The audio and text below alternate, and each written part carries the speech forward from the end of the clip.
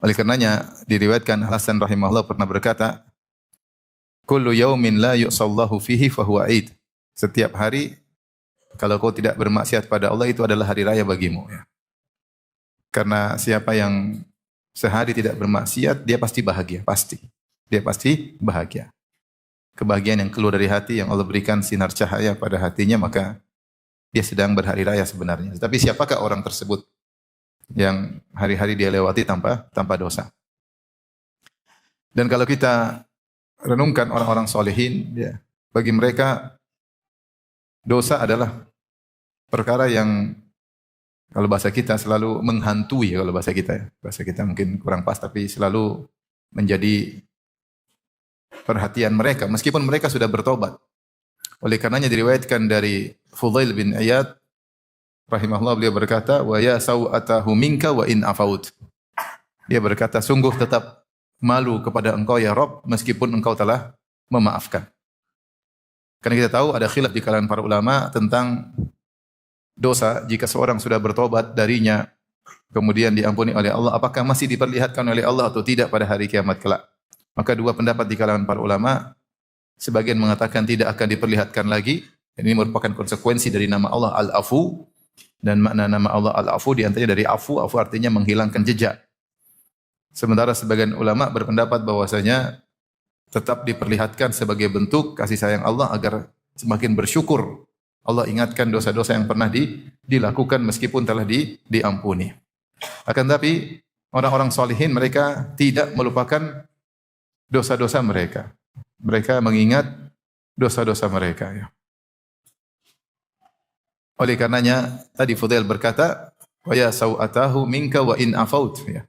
Tetap malu, sungguh malu berhadapan dengan engkau ya Rabb meskipun engkau telah memaafkan. Karenanya kita baca tentang hadis syafa'atul uzma ketika orang-orang di hari kiamat kelak datang kepada Nabi Adam alaihissalam untuk meminta syafaat dari beliau, tetapi beliau menolak. Padahal manusia ketika itu telah menyebutkan keutamaan Nabi Adam. Mereka berkata, "Ya Adam, anta abul bashar, khalaqakallahu biyadaihi wa asjadalaka malaikatah." Wahai Adam, engkau adalah nenek moyang manusia. Allah telah ciptakan engkau secara spesifik dengan kedua tangannya. Allah telah mengajarkan engkau segala sesuatu. Allah menyuruh malaikat untuk sujud kepadamu. Ala tara ma nahnu fih, tidakkah kau lihat bagaimana kondisi cucu-cucumu? Ya. Ala tara ma qad balagha bina, tidakkah kau lihat kesulitan yang kami hadapi? Maka Nabi Adam menolak.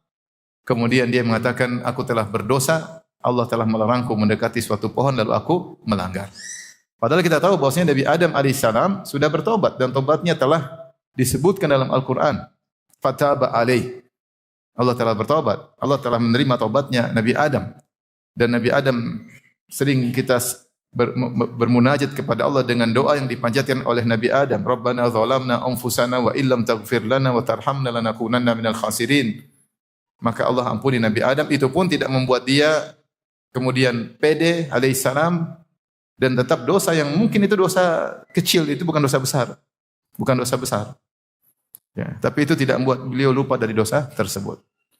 Dan sebagaimana juga Nabi Musa alaihissalam juga melakukan dosa kecil, pernah membunuh seorang tanpa sengaja, maka orang-orang ketika minta syafaat dari Nabi Musa, dia mengatakan, "Inni qad qataltu nafsan lam umar biqatliha." Aku telah membunuh jiwa yang aku tidak diperintahkan untuk membunuhnya. Nafsi, nafsi, saya juga butuh syafaat. Idhabu ila ghairi, pergilah kepada nabi yang lain.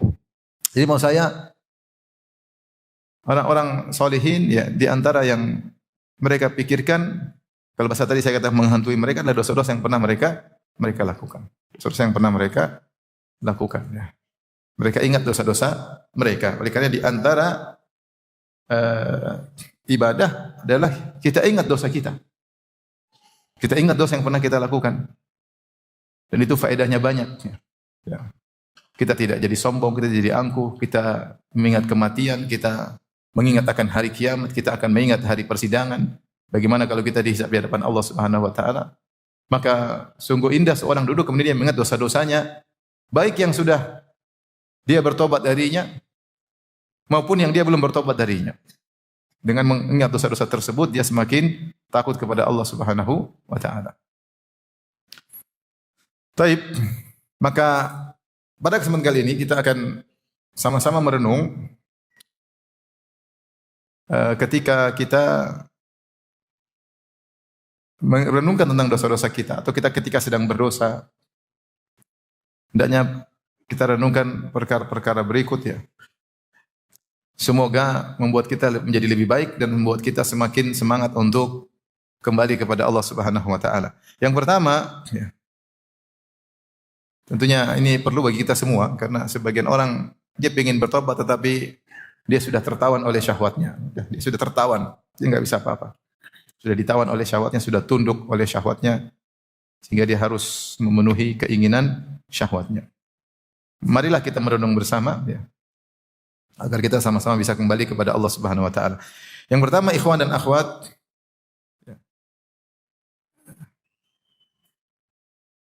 tentunya ketika saya bicara tentang dosa, dosa itu banyak macam ya. Dosa itu banyak macam. Ada dosa ketika seorang bersendirian, dia tidak bisa jaga pandangannya.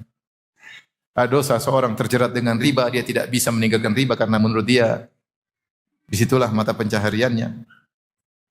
Ada orang terjerat dengan dosa gibah, kalau tidak gibah dia rasanya tidak nyaman ya. Sehingga setiap hari dia harus bergibah ria.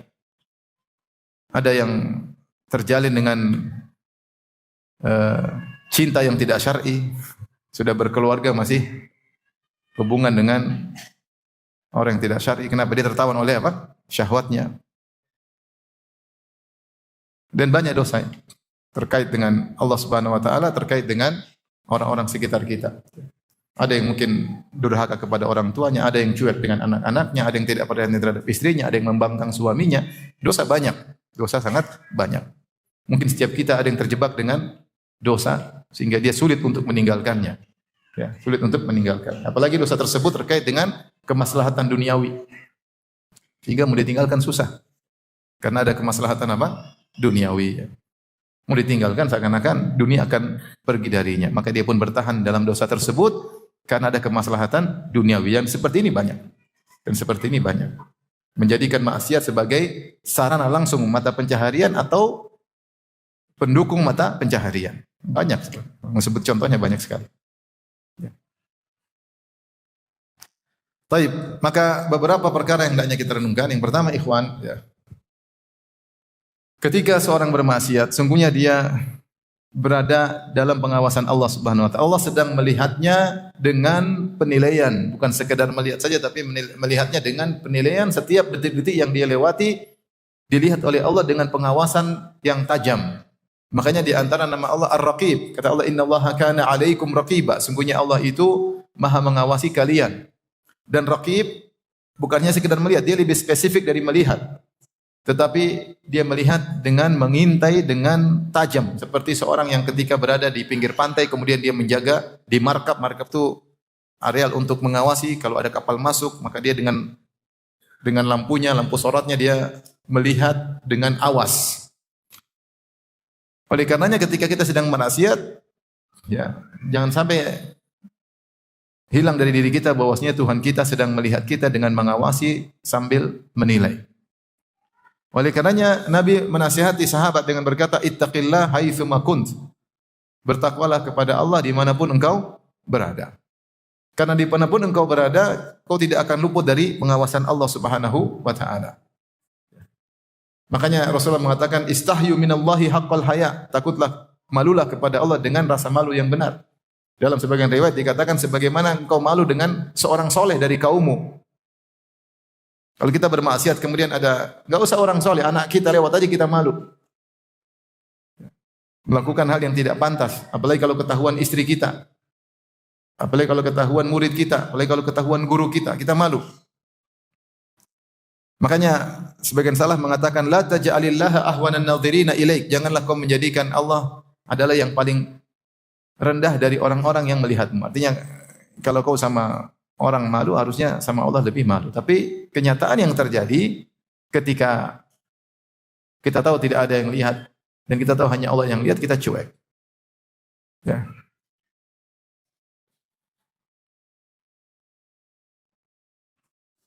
Makanya sebagian salaf ketika menafsirkan firman Allah, "Ma gharraka bi rabbikal karim." Apa yang buat kau terpedaya ya dengan Rabbmu yang maha baik ya sehingga kau terus bermaksiat. Maka dia mengatakan suturuka al-murkhah. Ya karena selama ini aku bermaksiat kau tutup aibku. Sehingga berani lagi. Ya Allah, Allah baik. Allah tutup tapi bukan berarti ketika Allah tutup Allah tidak lihat. Allah senantiasa mengawasi dan senantiasa menilai. Makanya Allah Subhanahu wa taala berfirman dalam surat Ar-Ra'd ayat 10 kata Allah sawa'um minkum man asarral qawla wa man jahara bih wa man huwa mustakhfin bil laili wa saribun bin nahar. Kata Allah Subhanahu wa taala sama saja kalian itu di sisi Allah sama saja apakah seorang yang berbisik-bisik dengan ucapannya atau yang berbicara dengan terang-terangan wa man huwa mustakhfin bil lail atau orang yang sedang bersembunyi di malam hari wa saribun bin nahar atau terang-terangan di siang hari bagi Allah sama saja.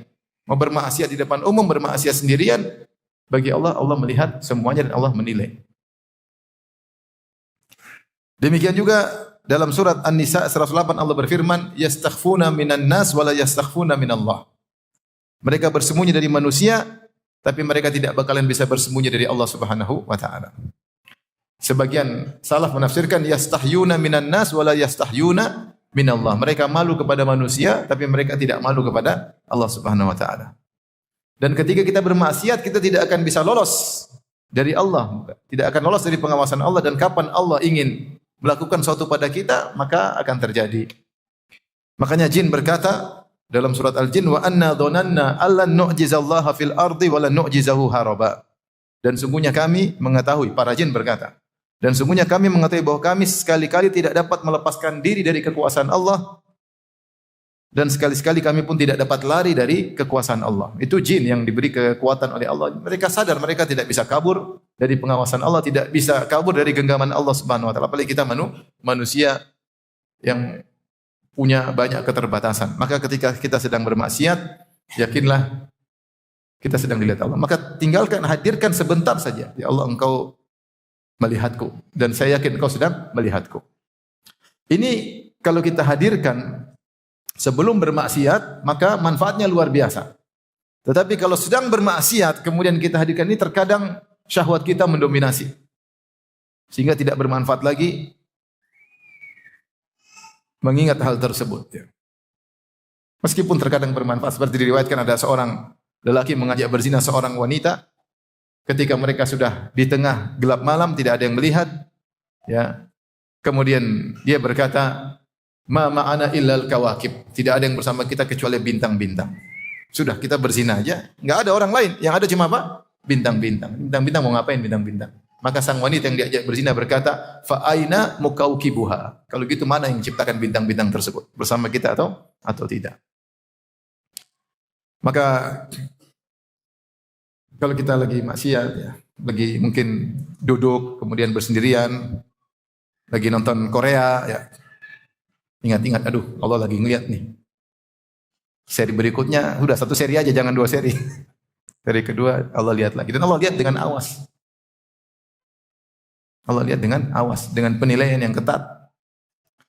Malu nggak detik-detik kita lewati, kemudian kita sedang bermaksiat. Ikhwan-ikhwan yang chattingan sama akhwat, hati-hati. Lagi chatting, Allah lihat enggak lagi chattingan? Apalagi lagi video call. Hati-hati ya. Ummahat juga demikian, berselancar di dunia maya, kemudian lihat apa yang dilihat, kontak dengan siapa yang dia kontaki, ya. Sungguhnya Allah Maha melihat. Tapi ini yang pertama, mungkin kita renungkan ketika kita sedang berdosa, ya, atau sedang melakukan dosa. Yang kedua, ketahuilah ketika engkau sedang berdosa atau kita sedang berdosa atau sebagian kita sedang berdosa, karena kita semua pendosa. Bahwasanya ketika kita berdosa kita sedang bodoh. Sedang bodoh. Dan Allah mensifati semua orang yang berdosa adalah orang bodoh. Orang bodoh.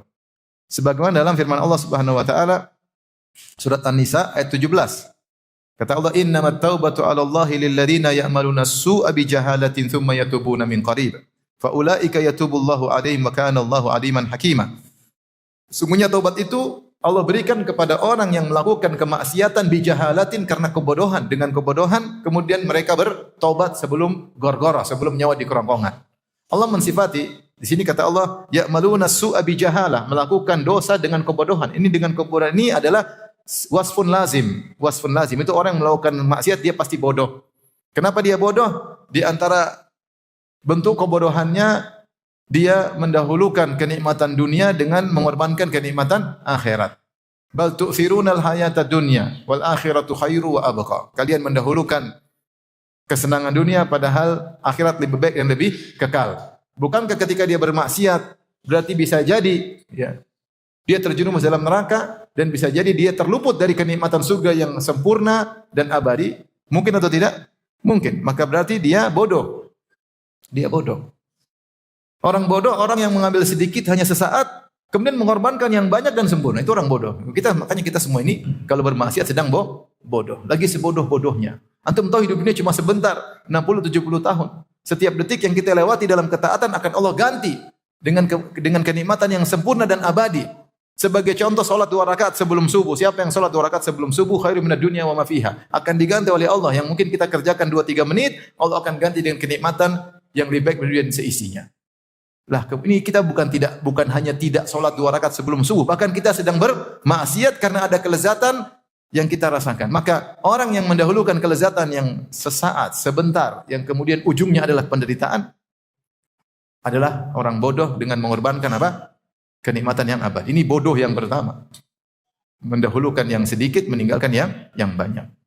Bodoh yang kedua, bahwasanya kenikmatan tersebut berujung pada kesengsaraan. Tidak ada maksiat kecuali ujungnya kesengsaraan. Maksiat apapun. Maksiat apapun. Kalau seorang sebelum nonton film Korea, dia cek kebahagiaan dalam hatinya. Dia cek aja. Dia cek sebentar, dia rasakan. Kemudian nonton film Korea 1 jam. Ketika nonton film Korea tersebut mungkin dia senang, mungkin dia gembira, mungkin dia tertawa dengan, saya nggak tahu, saya juga belum pernah nonton. Maksudnya dengan berbagai macam apa? Khawatir saya salah persepsi. Mungkin ada syahwatnya, ada senang-senangnya, ada ketawa-ketawanya. Mungkin dia bahagia 1 jam. Setelah coba cek hatinya, pasti hatinya mengeras. Hatinya pasti mengeras. Ketika hatinya mengeras dan itu efeknya langsung, tidak menunda, tidak tertunda, langsung. Maka saat itu kebahagiaan dia dicabut. Maka ngapain kita bodoh sekali kita berusaha menerjang kelezatan yang ujungnya kesengsaraan.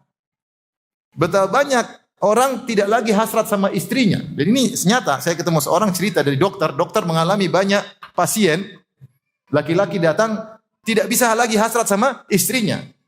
Sehingga dia harus jajan terus. Ngerti jajan enggak? Ngerti enggak? Ya, jajan. Karena kalau dia tidak jajan, dia tidak bisa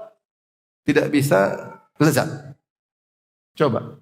Ada Allah kasih sesuatu yang mubah, yang halal di depan dia, sudah dia tidak bisa rasakan lagi, sehingga dia selalu dalam kesengsaraan. Habis berzina, dia mikir lagi zina berikutnya. Sengsara sebelum mendapatkan zina berikutnya. Tapi apa yang dia dapatkan? Kelezatan saat kemudian disusul dengan apa? Kesengsaraan. Berbeda ketika seorang berlezat-lezat dengan yang Allah halalkan. Setelah dia berhubungan, dia bahagia, tambah cinta, tambah sayang, ngobrol lagi. Ada kebahagiaan yang Allah berikan karena dia berlezat-lezat dengan yang halal. Semua kelezatan maksiat ujungnya kesengsaraan. Itu sudah kaidah. Kelezatan apapun. Sehingga seorang sampai banyak datang ke dokter masalah, lihat istrinya sudah enggak ada hasad. Coba bayangkan antum tinggal di rumah sama perempuan yang antum lihat muak, kira-kira jengkel atau menderita tidak? Menderita. Tapi inilah istri yang resmi, yang status resmi dia. Sementara ngelihat dia enggak pernah ada hasrat. Kenapa? Karena terlalu sering bermaksiat. Ada kawan pejabat telepon saya, "Ustaz, ini gimana nih anak buah saya cantik-cantik Ustaz. Terus gimana Ustaz, saya tundukkan pandangan. Saya lihat cuma bisa ngiler tapi nggak bisa dimakan." Ibarat kita lihat es krim lagi musim panas, es krim kita pingin tapi kita nggak bisa ngambil. Ternyata es krimnya dimakan sama orang lain. Lebih menderita mana? Seorang musim panas tidak lihat air dingin atau lihat air dingin tapi tidak bisa diambil? Bingung ya? Lebih sengsara, ada kelezatan kita nggak bisa, nggak cuma ngiler doang, penasaran nggak bisa ngapa-ngapain. Itu sengsara. Itulah gambaran orang kalau mengubah pandangan lihat sesuatu yang cantik dia terus ketagihan tapi dia diliputi dengan kesengsaraan. Itu yang dialami para pelaku maksiat. Oleh karenanya hanya orang bodoh yang bermaksiat dan kitalah orang-orang bodoh tersebut. Ketika bermaksiat kita itu hanya menimbulkan kesengsaraan. Tidak usah jauh-jauh. Seorang yang sering buka medsos, kemudian lihat perempuan, buka aurat terbuka ini. Hatinya, dia ada kesenangan, kelezatan lihat berita. Coba cek hatinya, jujur. Kok saya jadi keras? Hati keras. Kenapa? Banyak maksiat yang kita lihat di medsos. Maka orang bermaksiat orang yang bodoh. Oleh karenanya Nabi Yusuf alaihissalam ketika dia berdoa, dia tidak ingin jadi orang bodoh. Ketika dia dirayu oleh ibu-ibu Mesir, dia berkata, Rabbis sijnu ahabbu ilayya mimma yad'unani ilai. Wa illa tasrif anni kaidahunna asbu ilaihinna wa akum minal jahilin. Kata Yusuf alaihissalam, ya Rabbku, aku lebih suka di penjara daripada memenuhi rayuan para wanita tersebut. Kalau kau tidak palingkan aku dari rayuan mereka, asbu ilaihinna, maka aku akan condong kepada mereka, wa akum minal jahilin, dan aku akan termasuk orang-orang yang jahil, yaitu aku akan terjerumus dalam maksiat. Maka apapun Al-Quran yang antum hafal, betapapun antum sedang ikut pengajian, kita sering baca buku agama, bahkan kita panitia pengajian, bahkan kita ustadznya, tapi kalau kita sedang maksiat, sesungguhnya kita sedang bodoh. Sepakat atau tidak? Sepakat. Nah, taruhlah, ini saya sederhana. Antum punya istri sekarang, cantik tapi relatif, teman. Cantiknya khilaf, paham? Tapi ada perempuan cantik sepakat ijma, semua bilang dia cantik. Istri antum masih khilaf. Tetapi menurut antum cantik. Tapi kalau antum sering lihat yang ijma, ini sepakat jadi jelek di mata antum. Ya. Bodoh enggak? Akhirnya ada yang halal tidak bisa antum nikmati, sementara yang lezat tidak antum sengsara dua-duanya. Yang lezat tidak bisa antum nikmati, yang ada halal jadi enggak enak. Bodoh atau tidak? Bodoh, goblok bukan bodoh. Tapi coba antum merubah diri, bertobat pada Allah, tundukkan pandangan. Ini yang halal jadi nikmat. Allah beri kebahagiaan karena antum menempuh cara yang halal. Itu berlaku bagi laki maupun wanita. Wanita yang sering lihat yang macam-macam, kelezatan hilang. Hasrat kepada suami hilang. Hidup dalam rumah tangga menjadi sengsara. Taat kepada suami dengan terpaksa, tidak ada rasa cinta. Kasihan. Menyiksa diri sendiri, bodoh atau tidak? Bodoh. Apalagi saya bilang ibu-ibu yang suka nonton film Korea, suaminya jadi kelihatan donat gosong. Lihatnya cowok putih, bibir merah, apa? Suami, waduh. Udah gini, donat gosong, pakai wijen. Repot. Siapa yang sengsara? Kita yang sengsara. Kita yang sengsara. Antum kira nonton film box office antum bahagia, lezat iya, setelah itu antum sengsara. Demi Allah antum sengsara. Demi Allah kita sengsara. Maka orang bermaksiat itu goblok, dan kita lah orang-orang goblok tersebut. Semoga Allah mengampuni dosa-dosa kita. Baik, berikutnya. Ikhwan, kita renungkan tentang dosa kita. Apakah ada dosa bisa menggugurkan pahala? Ada, sebagian dosa disepakati oleh ulama bisa menggugurkan pahala. Contohnya syirik bisa menggugurkan seluruh apa? Pahala. Contohnya misalnya al-man wal adha menggugurkan pahala sedekah. Seperti firman Allah Subhanahu wa taala, ya ayyuhalladzina amanu la tubtilu shadaqatikum bil manni wal adha. Kalladzi yunfiqu malahu ria'an nas. Wahai orang yang beriman, janganlah kalian batalkan pahala-pahala sedekah kalian dengan mengungkit-ungkit dan menyakiti. Berarti tadinya pahala sudah ada, sudah diterima oleh Allah, dicatat dalam amal timbangan kebajikan kita. Tahu-tahu kita melakukan maksiat, maksiat tersebut berupa al-man wal adha, dan ini maksiat yang langsung berhubungan dengan sedekah tadi. Ketika kita melakukan al-man wal adha, kita ungkit, saya dulu yang bantu kamu kan, nah kita ungkit ini, ungkit. Kita menyakiti orang yang sudah kita bantu, maka ketika itu pahala kita hilang. Berarti ada maksiat yang bisa menggugurkan apa? Pahala. Ini ada yang disepakati, ada yang khilaf. Contoh lagi Aisyah radhiyallahu taala anha, ketika dapat kabar ada seorang sahabat melakukan bai'ul ainah, yaitu riba. Maka Aisyah peringatkan, kata Aisyah, sampaikan kepada beliau annahu qad abtala jihadahum ar Rasulillah illa an yatub, sungguhnya dia telah melakukan riba dan dia telah menggugurkan dan membatalkan pahala jihadnya bersama Rasulullah kecuali dia bertobat. Bayangkan Aisyah sampaikan dengan tegas. Riba, sekali riba, apa pahala? Pahala luar biasa seorang berjihad bersama Nabi. Sampai para ulama dari sebagian salaf ketika ditanya, mana yang lebih afdol? Muawiyah atau Umar bin Abdul Aziz? Umar bin Abdul Aziz seorang khalifah dari Bani Umayyah yang terkenal sangat adil, sangat soleh, sehingga sebagian orang mengatakan dia lebih afdal daripada Muawiyah. Sebagian salaf membantah, saya lupa apakah Fudail bin Iyad atau seorang salaf mengatakan Muawiyah lebih afdal karena Muawiyah sahabat. Debu yang masuk di hidungnya Muawiyah ketika berjihad lebih afdal daripada amalnya Umar bin Abdul Aziz. Sampai ada salaf mengatakan demikian karena keutamaan berjihad bersama siapa? Nabi. Aisyah kemudian mengingatkan, kau riba, bisa jadi ribamu membatalkan apa? Jihadmu bersama Rasulullah. Tapi kita gampang-gampangin riba. Mendukung riba. Tapi berarti ada dosa yang bisa menggugurkan pahala sebelumnya. Sampai dalam sebagian asar Imam Ahmad mengingatkan hati-hati mengumbar pandangan. Bisa jadi mengumbar pandangan yang haram menggugurkan sebagian pahalamu. Tapi maka kalau kita mau bermaksiat renungkan, jangan-jangan kita maksiat ini ada pahala kita yang gugur. Rugi. Tentu tidak semua ya, tapi ada, kita nggak tahu yang mana. Ini head to headnya dengan apa kita nggak tahu. Seperti man wal adha, head to headnya dengan sedekah. Ini dilakukan sedekah gugur. Tapi kalau memandang aurat wanita apa yang gugur kita nggak tahu. Maka ketika seorang ingin bermaksiat dia hadirkan makna ini. Jangan-jangan apa yang sudah saya kerjakan selama ini bisa hancur. Makanya saya ingat kisah tentang seorang syekh yang digoda. Saya sudah pernah ceritakan kisah ini. Ketika dia pergi ke luar negeri, kemudian dia di kamar, masuk ke hotel, mungkin hotel umum, tiba-tiba ada yang ketuk pintu di malam hari, ternyata dia buka pintu, perempuan yang sangat cantik jelita dengan pakaian yang sangat menggoda. Maka dia langsung kunci pintu. Sementara perempuan tersebut terus ketuk pintu, maka dia sholat dan dia sujud. Saya itu cerita kepada kawan saya cerita kepada saya. Di antara doa dia bilang, ya Allah, apakah aku harus hancur malam ini? Sekian lama aku berdakwah, sekian lama aku harus hancur malam ini? Harus gugur amalanku malam ini. Dia takut. Sampai dia berdoa sampai ketukan itu selesai. Mungkin perempuannya ngantuk-ngantuk, harus tidur. Selamat. Dia selamat. Ya, laki-laki digoda perempuan. Kalau tidak tergoda berarti tidak normal. Kalau tergoda normal, tapi jangan maju, mundur. Syekh tadi ya.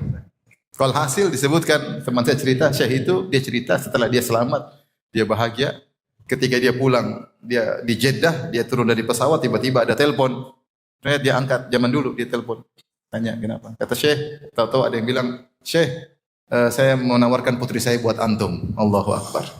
Man taraka syai'an lillah awadallahu khairan minhu. Siapa yang meninggalkan sesuatu karena Allah, Allah ganti dengan yang lebih baik. Tapi antum enggak ada begitu kan? Lagi digoda, nggak ada gantinya. Maksudnya ini kisah. Jangan sampai kita melakukan sesuatu, kemudian apa yang sudah kita kerjakan jadi apa? Gugur. Kita nggak tahu ini gaib. Dosa ini bisa menggugurkan apa? Wallahu a'lam bishawab. Tetapi sebagian ahlu sunnah berpendapat bahwasanya sebagian dosa bisa menggugurkan sebagian apa? Paha. Sebagian ada nasnya, sebagian mereka bilang intinya ini ada. Cuma dosa ini gugurkan apa? Wallahu a'lam. Allah a'lam. Kita renungkan apa yang sudah kita perjuangkan selama ini. Tadi riba bisa menggugurkan jihad, bayangkan. Kata Aisyah radhiyallahu taala anha. Baik. Berikutnya ikhwan, yang perlu kita renungkan, yang berapa ini? 4. Bahwasanya ketika kita bermaksiat dan kita berani menerjang suatu kemaksiatan, bisa jadi itu awal dari perubahan kehidupan kita menuju yang buruk. Ini bisa jadi. Dimulai dari seorang ujub misalnya, sehingga dia berubah kehidupannya. Dari kesombongannya bisa berubah, jadi kehidupannya berubah total. Ini titik awal, nuqtatut tahawul kata istilah orang, yaitu titik perubahan, drastis. Karena dia menerjang satu maksiat, ternyata kemudian dia berubah sampai akhir hayatnya. Hati-hati. Oleh karenanya Allah berfirman dalam surat Al-An'am ayat 110, kata Allah, wa nuqallibu afidatahum absarahum kama lam yu'minu bihi awwala marrah wa nadharuhum fi tughyanihim ya'mahun. Maka kami palingkan hati dan penglihatan mereka, kami palingkan sebagaimana sebelumnya mereka pernah berpaling dari awal. Itu Allah sebutkan banyak orang kafir tidak bisa dapat hidayah. Ketika Rasulullah mendakwahkan kebenaran, mereka tahu secara logis ini benar, tapi mereka paksa untuk menghindar, akhirnya mereka dipalingkan selama-lamanya. Gara-gara satu titik penentu. Bisa jadi maksiat yang kita lakukan, waliyadzubillah, titik penentu berubah seorang. Ngeri. Bisa jadi dia gara-gara ada transaksi riba, dia sudah tahu riba, dia ragu-ragu, akhirnya dia terjang riba tersebut, akhirnya dia ketagihan riba sampai mati. Bisa jadi atau tidak? Bisa. Akhirnya ketika dia sudah ketagihan riba, dia cari dalil-dalil ustadz-ustadz yang membolehkan riba.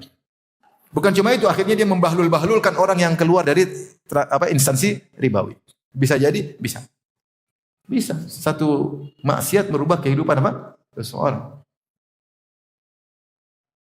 Kalaupun tidak merubah secara total, menjadikan dia berlanjut pada maksiat-maksiat yang lain. Maka dikatakan bahwasanya maksiat tunadi bi akhwatiha. Setiap maksiat akan manggil teman-temannya yang lain. Dan itulah kebiasaan maksiat. Allah berfirman, "Falamma zagu azagallahu qulubahum." Tatkala mereka menyimpang, Allah semakin simpangkan hati mereka. Maksiat menimbulkan maksiat yang lain. Hatinya sudah menyimpang, disimpangkan lagi. Kenapa Allah simpangkan lagi? Akibat dari maksiat yang pertama. Sampai Allah sebutkan sebagian sahabat ketika lari dari perang Uhud, kata Allah, "Innal ladzina tawallaw minkum yaumal taqal jam'ani innama stazalahumus syaitanu bi ba'dhi ma kasabu wa laqad afa Allahu anhum." Allah ceritakan, sungguhnya orang-orang yang kabur dari perang Uhud ketika perang sedang menyala, ada isu Rasulullah meninggal, sebagian bertahan. Sebagian kabur balik ke Madinah. Kenapa bisa kabur? Heran. Ada sebabnya. Allah ma'al innal ladzina tawallaw minkum yaumal taqal jam'ani. Sungguhnya orang-orang yang kabur dari di antara kalian ketika terjadi perang, itu perang Uhud.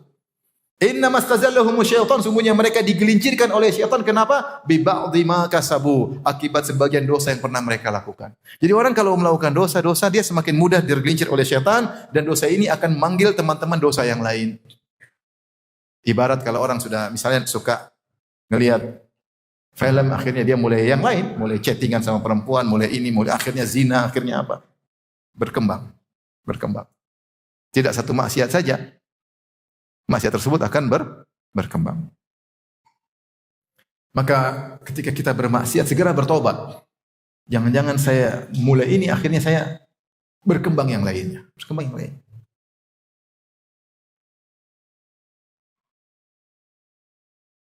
Dan itu banyak contohnya. Saya kalau mau cerita, gimana ya?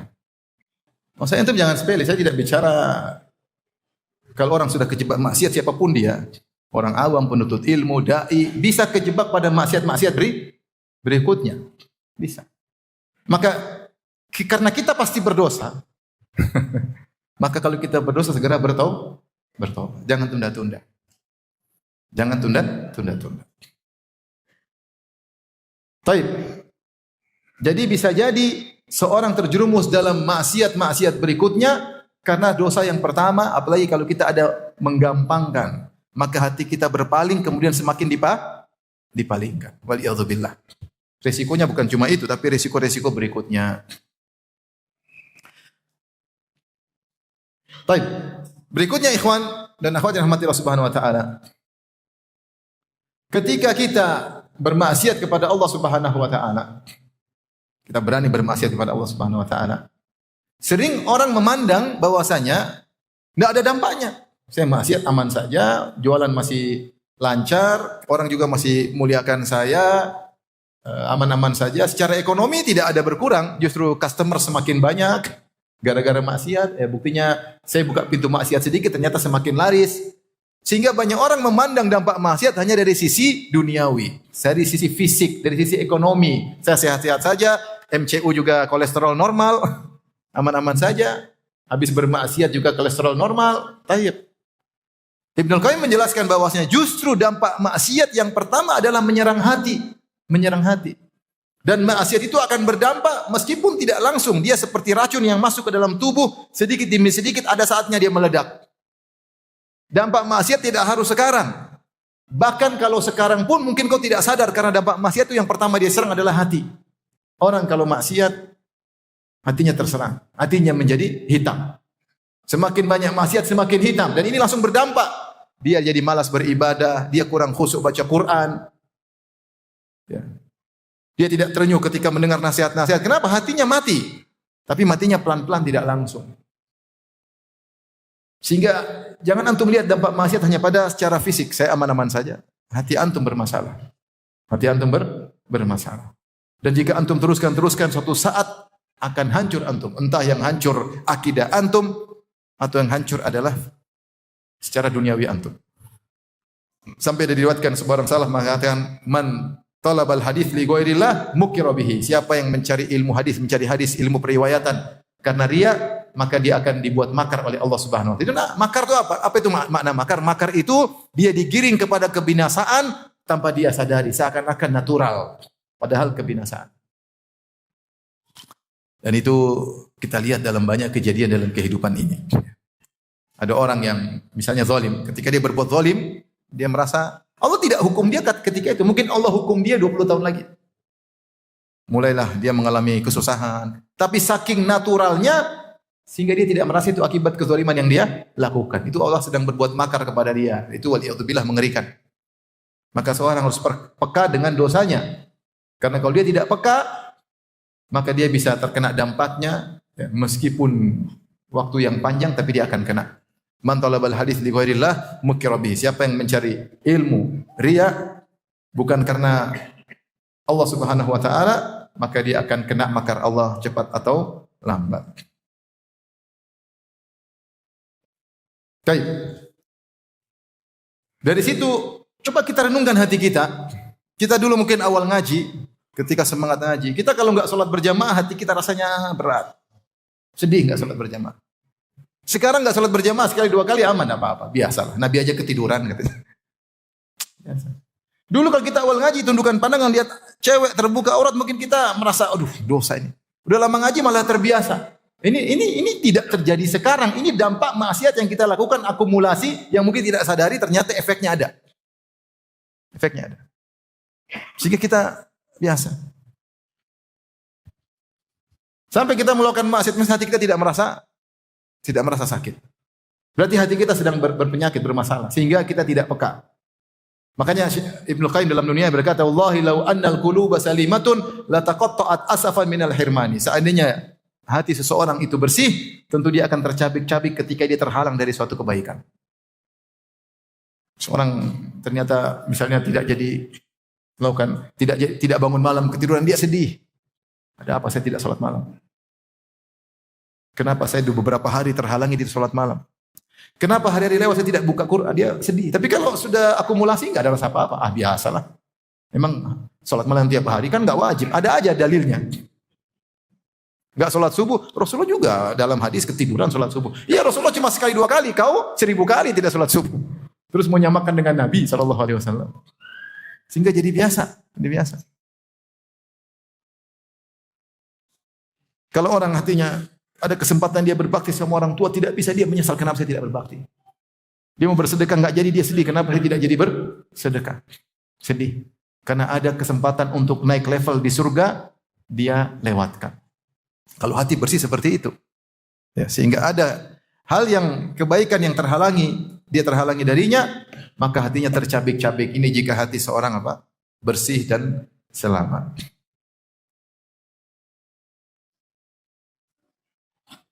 Dan di antara dampak hati tadi sudah saya sebutkan akibat maksiat ya. Terasa hambar ketika kita baca Quran, hadir pengajian, salat malam. Kok enggak ada kebahagiaan seperti kita rasakan dahulu. Ini akumulasi, hati-hati. Akumulasi. Sampai kita tidak peka terhadap maksiat. Makanya saya bilang kawan-kawan yang di Mekah, saya bilang ya ikhwan, kalau ente dapat ada orang seperti Abu Jahal di Mekah itu wajar. Kenapa? Di Mekah itu dia dilema. Kalau ingin di Mekah itu, kalau ingin memperbaiki hati maka sangat cepat luar biasa. Karena engkau di Mekah, di Ka'bah, kota suci, sholat 100.000 kali lipat. Tapi kalau kau kurang ajar di Mekah, hatimu hitam juga cepat. Karena semua ulama sepakat bermaksiat di Mekah tidak sama bermaksiat di Jogja, di luar Mekah. Wa man yurid fihi bi ilhadin bi dzulmin nudhihku min adzabin alim. Siapa yang ingin melakukan kezaliman di Mekah, kami siapkan dia adab yang pedih. Di Mekah orang baru niat buruk aja sudah dicatat dosa. Baru niat buruk, belum melakukan, belum aksi, belum eksekusi. Belum aksi sudah tercatat dosa. Gimana kalau aksi? Kemudian orang di Mekah nipu jamaah haji, zalimi jamaah haji, jual kambing-kambing yang enggak ada. Jual kambing ternyata kambingnya dijual lagi kepada warung. Jual kambing ternyata kecil seperti kucing ya. Sampai ada jemaah tanya saya, "Ustaz, saya kemarin potong kambing tapi kecil sekali Ustaz. Itu sebenarnya kambing atau kucing?" Ini pertanyaan saya nggak main-main. Dia mungkin bercanda, tapi dia bilang kecil Ustaz, kayaknya tidak sah. Saya bilang coba kau lihat, kambing atau kucing itu? Iya Ustaz, kecil sekali, kayaknya kucing Ustaz. Jamaah haji dibodohin. Saya ketemu jamaah haji, Ustaz saya disuruh potong 3 ekor kambing. Kenapa 3 ekor kambing? Orang jamaah haji cuma 1 aja. 3 Ustaz, katanya 1 kambing haji, 2 kambing korban, 3 kambing pelanggaran. Emang ibu melakukan pelanggaran? Enggak, tapi katanya setiap orang pasti melanggar. Sama aja ibu nyembelih, belum melanggar, kalau melanggar terus nyembelih lagi. Jadi dibohongin jamaah. Hati menjadi hitam cepat. Makanya orang-orang travel kalau suka nipu jamaah haji di Mekah, hatinya apa? Hitam. Sampai kita dengar ada sebagian bermaksiat berzina di hotel-hotel di Mekah Madinah. Kok bisa? Saya bilang bisa aja.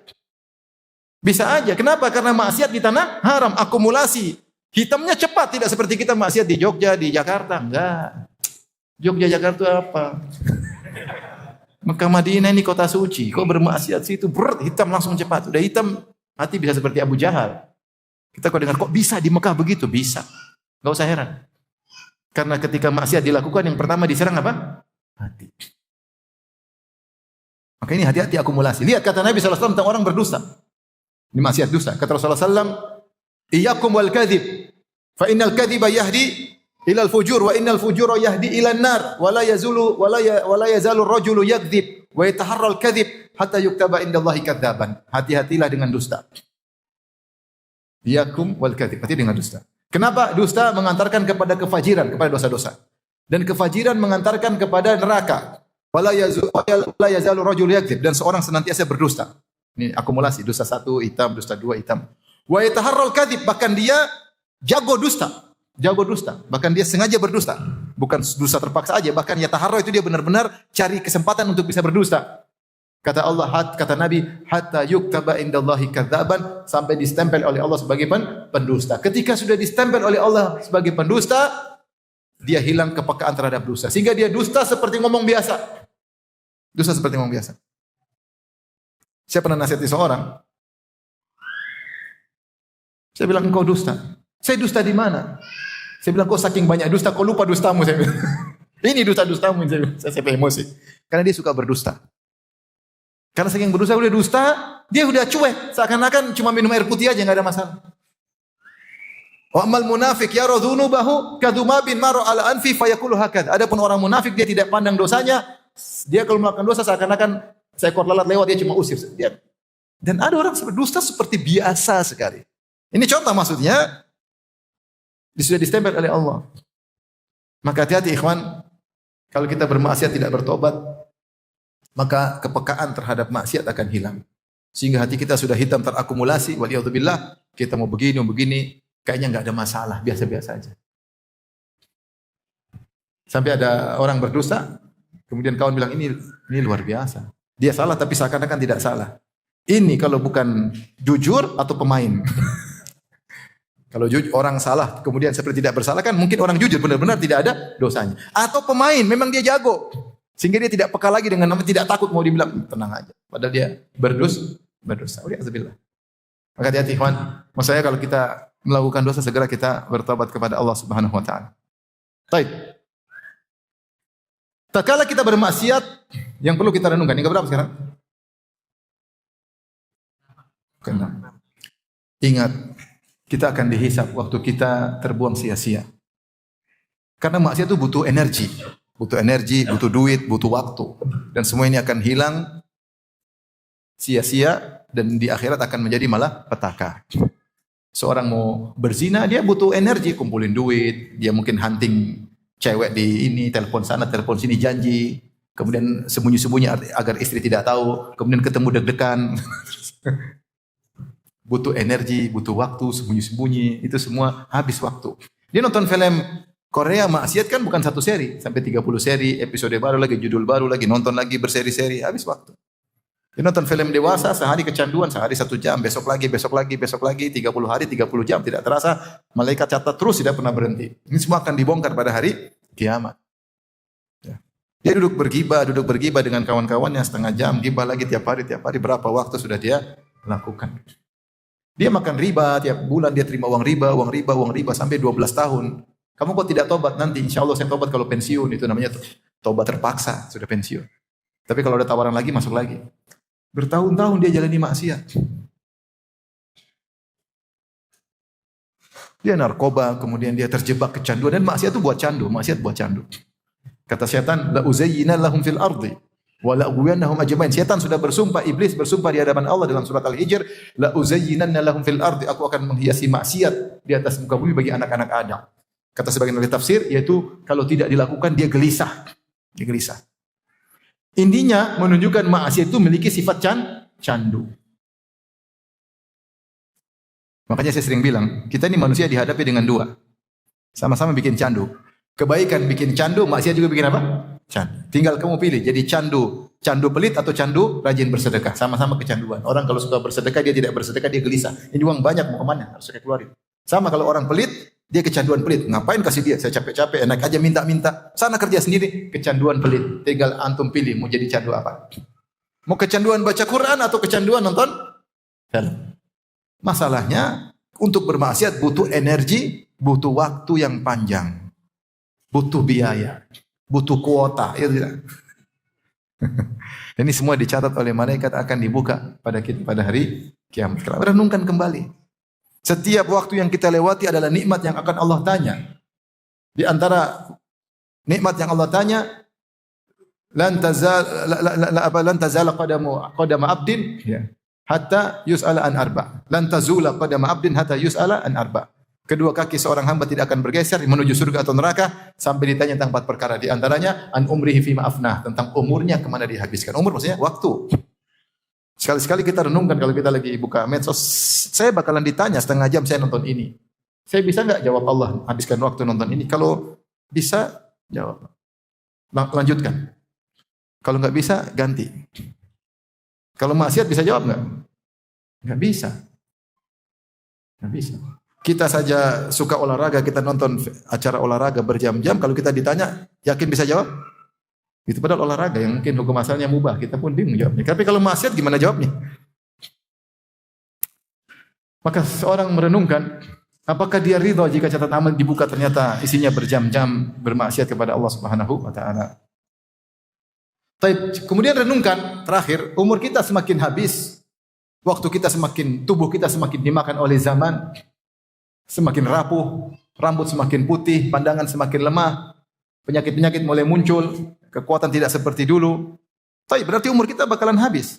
Sekali kita habiskan buat maksiat, sementara teman-teman kita umurnya dihabiskan untuk berketaatan, sudah berapa level mereka naik tinggi. Semakin naik level, udah ngaji semakin bagus, semakin takwa, semakin bahagia dengan keluarganya, semakin banyak sedekahnya. Kita masih berkutat dalam maksiat.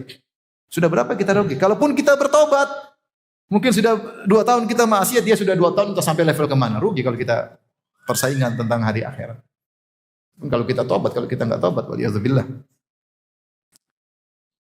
Jadi ini sekedar renungan bagi kita semua ketika kita bermaksiat, dan di akhir pengajian ini saya ingin menyampaikan tentang ibadah yang agung adalah ibadah i'tiraf bidzambillah, yaitu mengakui dosa-dosa. Salah satu ibadah yang agung adalah ibadah mengakui dosa-dosa, mengaku kepada Allah Subhanahu wa taala. Allah memuji orang-orang yang mengaku dosa-dosa mereka. Ya. Dalam Al-Qur'an, dalam surat At-Taubah 102, Allah mengatakan wa akharuna i'tarafu bidzunubihim khalatu amalan salihan wa akhara sayyi'a asallahu ayyatuba alaihim innallaha ghafurur rahim. Dan ada sekelompok orang yang mereka mengakui dosa-dosa mereka. Khalatu amalan salihan wa akhara sayyi'a. Mereka mencampurkan antara amal saleh dengan kemaksiatan. Mereka mengakui dosa-dosa mereka. Asallahu ayyatuba alim. Semoga Allah ampuni dosa-dosa mereka. Innallaha ghafurur rahim. Sungguhnya Allah Maha Pengampun lagi Maha Penyayang. Ada disebutkan seorang salaf yang bernama Al-Ahnaf bin Qais. Ketika dia ingat firman Allah, laqad anzalna ilaikum kitaban fihi dzikrukum. Sungguh kami telah turunkan kepada kalian suatu kitab, itu Al-Quran, fihi dzikrukum, yang dalam Al-Quran ada penyebutan kalian. Ya, zahirnya seperti itu. Ada yang mengartikan, mengingatkan karena kalian disebut dalam Al-Quran. Maka dia langsung buka Al-Quran. Karena kita semua disebut dalam Al-Quran. Saya bagian mana? Maka dia buka Al-Quran dari awal. Dia buka, dia baca. Ketika melewati ayat-ayat tentang orang-orang kafir, ini bukan saya. Saya berlindung dari siksaan neraka jahanam. Saya berlindung dari sifat orang kafir. Ketika dia melewati orang-orang beriman, qad aflahal mu'minun alladzina, ini bukan saya, terlalu jauh, saya bukan seperti itu. Dia baca terus sampai pada surat At-Taubah ayat 102. Maka dia baca wa akharuna atarafu bidzunubihim. Khalatu amalan salihan wa akhara sayyi'a. Dan ada sekelompok manusia yang mereka mengakui dosa-dosa mereka, mereka mencampurkan amal soleh dengan amal keburukan. Kata dia, itulah saya. Itulah saya.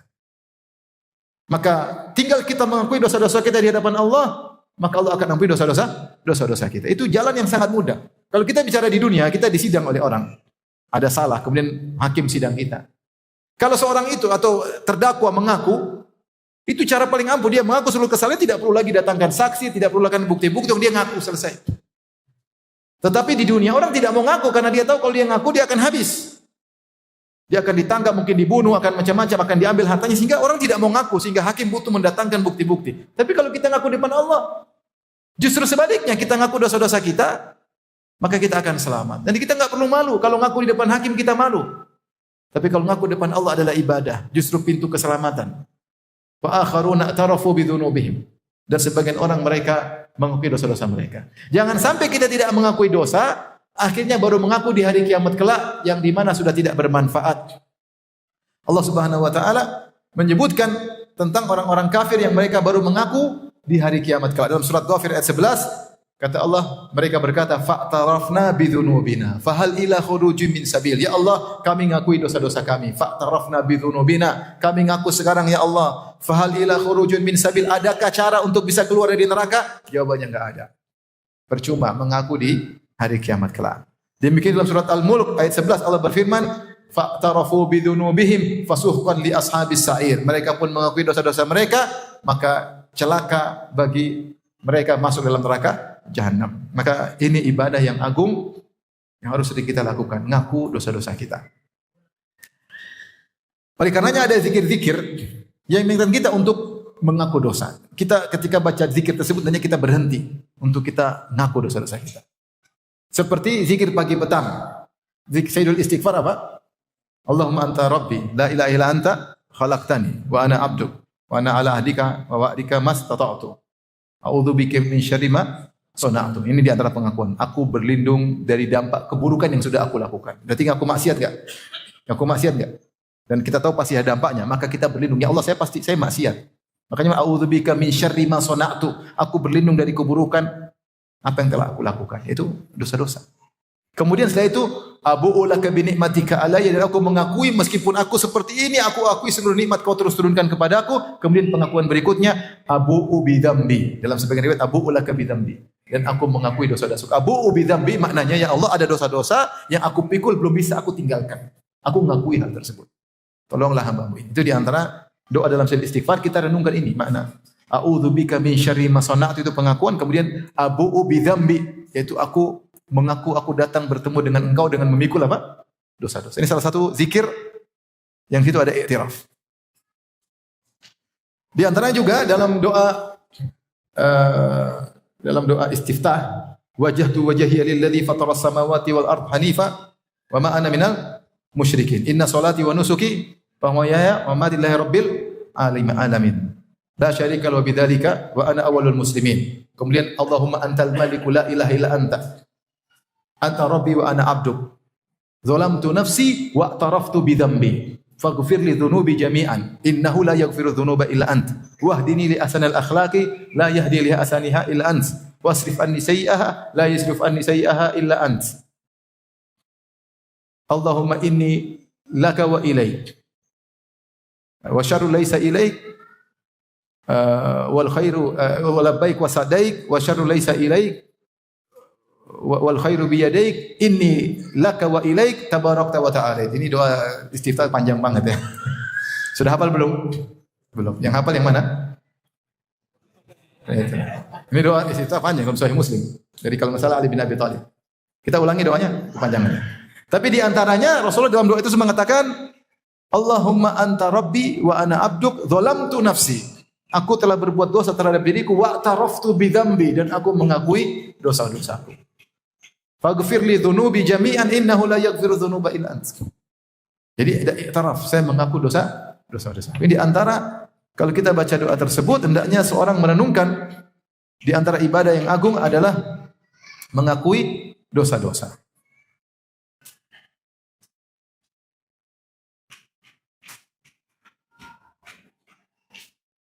Mengakui dosa-dosa. Oleh karenanya itu yang dilakukan oleh para nabi, mereka mengakui dosa-dosa mereka. Seperti Nabi Adam ketika bertobat dia mengatakan apa? Rabbana dzalamna anfusana. Ya Rabb kami telah menzalim diri kami.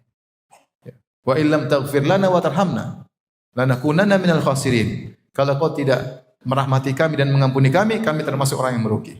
Apa kata Nabi Yunus alaihissalam ketika dalam perut ikan paus? La ilaha illa anta subhanaka inni kuntu minadh dhalimin. Maka di antara ibadah yang agung al-i'tiraf bidzunub, seorang duduk kemudian dia ketika baca zikir-zikir tersebut dia ngakui dosa. Dosa kita banyak ya, dosa kita banyak. Yang telah lalu, yang kita sudah bertobat entah diterima atau tidak, wallahu a'lam. Yang waktu kita habisin melihat yang tidak, wallahu a'lam. Lisan kita gunakan untuk merendahkan orang lain, menggibah orang lain, wallahu a'lam. Allah ampuni atau tidak. Kita ingat-ingat. Kita ingat-ingat dosa-dosa tersebut. Dan itu di antara ibadah yang agung kepada Allah Subhanahu wa taala agar kita diampuni oleh Allah Subhanahu wa taala. Makanya sebagian ulama memandang ayatin fi kitabillah, ayat yang paling memberikan harapan kepada kaum muslimin adalah ayat ini. Ada ulama khilaf tentang ayu ayatin arja fi kitabillah, ayat mana yang paling memberi harapan, yang paling membawa rahmat besar bagi kaum muslimin. Khilaf. Saya kalau tidak salah ada mungkin 10 pendapat, 15 pendapat. Ada yang bilang ayat ini, ada yang bilang ayat ini, ada yang bilang ayat seperti, ada yang mengatakan ayat yang paling beri harapan adalah surat Az-Zumar. Qul ya ibadiyalladzina asrafu ala anfusihim la taqnatu min rahmatillah innallaha yaghfiru dzunuba jami'a. Wahai hamba-hambaku yang banyak melakukan maksiat, jangan putus asa. Sungguhnya Allah, ada yang bilang ini ayat yang paling beri pengharapan. Ada ayat juga yang mengatakan yang paling beri pengharapan, innallaha la yaghfiru ayyushraka bihi wa yaghfiru ma duna dzalika liman yasha. Allah tidak mengampuni dosa syirik dan Allah mengampuni dosa selain syirik bagi yang Allah kehendaki. Ini paling beri pengharapan. Yang penting saya tidak syirik, mudah-mudahan selamat. Ada yang bilang ini ayat yang paling beri pengharapan. Ada yang bilang ayat yang paling beri pengharapan adalah ayat dain. Ya. Ayat dain itu dalam apa surat Al-Baqarah, di akhir-akhir surat Baqarah ya. Ya, Allah menyatakan kalau kalian mau utang piutang faktubu, maka tulislah. Ayat yang sangat panjang. Sebagian ulama mengatakan bayangkan karena cintanya Allah kepada hambanya, Allah atur cara berhutang supaya hambanya tidak salah. Ketika Allah perhatian kepada seorang hamba urusan duniawinya agar tidak salah, berarti Allah sangat penyayang.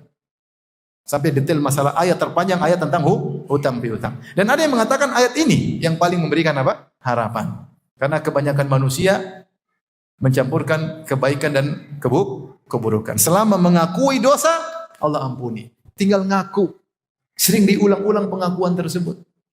Kita semua banyak dosa. Makanya apa ucapan para ustaz ketika di awal kajian? Innal hamdalillah nahmaduhu wa nasta'inuhu wa nastaghfiruhu wa na'udzu billahi min syururi anfusina. Berlindung kepada Allah dari keburukan jiwa kami. Wa min sayyiati amalina, dari keburukan amal kami. Hatinya ada masalah, amal juga ada masalah. Ini kan kita banyak dosa.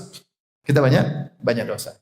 Makanya ketika Aisyah radhiyallahu anha dituduh berzina sampai heboh dalam hadis Atul Ifk, Rasulullah datang kepada Aisyah, Rasulullah belum datang wahyu, Rasulullah bingung. Sampai seandainya istrinya pun berzina, Rasulullah selalu bertobat. Karena Rasulullah tidak tahu. Rasulullah mengatakan, "Ya Aisyah, innal abda idza tarafa bidzam", sungguhnya hamba jika mengakui dosanya, Allah ampuni. Aisyah malah jengkel. Karena Rasulullah masih kasih kemungkinan mungkin saja dia berdosa. Maksudnya Aisyah pengennya Rasulullah bilang, istriku pasti baik, enggak mungkin. Tapi Rasulullah juga enggak mungkin begitu karena Rasulullah tidak tahu hal gaib. Maka Rasulullah masih kasih dua kemungkinan. Kasih Rasulullah, ya Aisyah, kalau kau benar, sayubarri'ukillah, Allah akan bela engkau kalau kau benar. Tapi kalau kau salah, ngaku saja. Sesungguhnya orang yang ngaku akan diampuni oleh Allah. Maka Aisyah pun marah, kata Aisyah, ya ayah, bantah Nabi. Wahai ibu, bantah Nabi. Tapi intinya Rasulullah mengatakan, kalau kau berdosa, mengaku. Ini bayangkan, kalau waliyadzubillah, maksudnya ada kondisi, seorang istri Nabi berzina. Kalau dia bertobat, diterima oleh Allah atau tidak? Diterima, dia istri Nabi. Yang penting dia ngaku, bertobat. Maka inilah ibadah yang perlu kita renungkan, sering-sering kita ingat dosa-dosa kita. Jangan lupakan dosa-dosa kita. Manusia sering suudzon sama orang, husnudzon sama diri sendiri. Harusnya kita balik. Seringlah kita suudzon sama diri sendiri, husnudzon sama orang. Ini antara cara suudzon sama diri kita banyak dosa. Banyak dosa kita ini banyak. Kalau mau di total berapa jam kita berdosa banyak. Demikian para hadirin dan hadirat yang rahmatillah subhanahu wa ta'ala, apa yang saya sampaikan. Semoga ini menjadi muhasabah renungan bagi kita semua agar kita ngerem kalau berdosa segera bertobat kepada Allah. Waktu terus berjalan, umur semakin habis, waktu pertemuan kita dengan Allah semakin cepat. Kemarin saya waktu ngisi pengajian di Jakarta Barat, ada kawan usianya sudah 71. Dia bilang, "Ustaz, kemarin kawan kita dia di masjid dan kebiasaan kami duduk sampai zikir pagi petang, dan di zikir masih ketawa-ketawa. Habis sholat subuh kami berzikir, setelah zikir kami makan sarapan, masih ketawa-ketawa Ustaz. Dia pulang ke rumah, mungkin 15 menit kepalanya pusing, langsung meninggal dunia. Tidak ada tanda-tanda bakalan meninggal." Saya bilang alhamdulillah, orang itu husnul khatimah. Karena husnul khatimah habis apa? Habis sholat subuh berjamaah, zikir pagi petang. Yang penting bagi kita bukan mati tidak mati, karena kita semua mati. Yang penting adalah bagaimana matinya kita, itu yang penting. Bagaimana cara kita mati? Mau mati ketabrak mobil, mau mati sakit, mau mati dalam jihad, mau mati semua akan mati. Mati dadakan, tapi yang penting bagaimana cara kita meninggal. Makanya seringlah kita bertobat dan iktiraf, mengakui dosa-dosa kita.